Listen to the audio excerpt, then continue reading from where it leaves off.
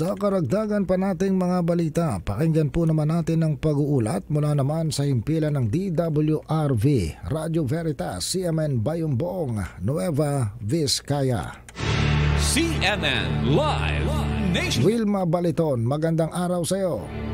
Formal na inilunsad ng Commission on Elections Nueva Vizcaya at ng Philippine National Police ang Committee kontra Bigay, kung saan nagpirmahan ang mga iba-ibang representative mula sa iba't ibang ahensya ng gobyerno para sa pagtutulungan upang mabantayan ang boto ng bawat mamamayan. Kabilang sa mga nagpirma ay ang Department of Education, mga representative mula PSWD, National Intelligence Coordinating Agency, DILG, NBI, COA, ganon din ang Parish Pastoral for Responsible Voting o PPCRV.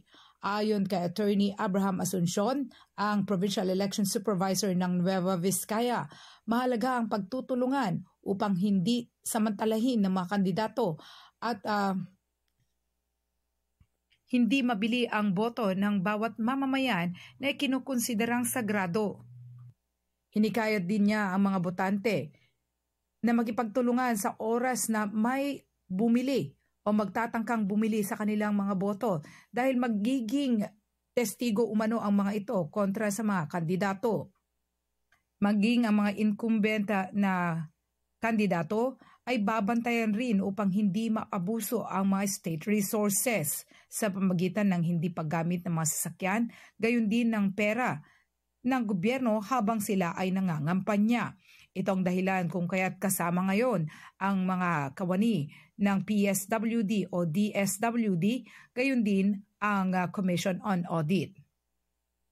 Sa araw ng Sabado, nakatakdang magsagawa ng Unity Walk at Peace Covenant ang mga provincial level candidates ng Nueva Vizcaya.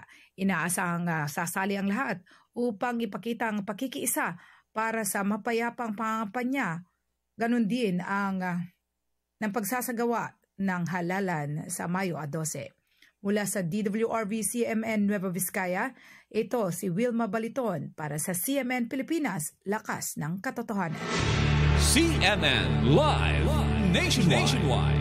Maraming salamat Wilma Baliton mula po naman sa himpilan ng DWRV, Radio Veritas, CMN Bayumbong, Nueva Vizcaya.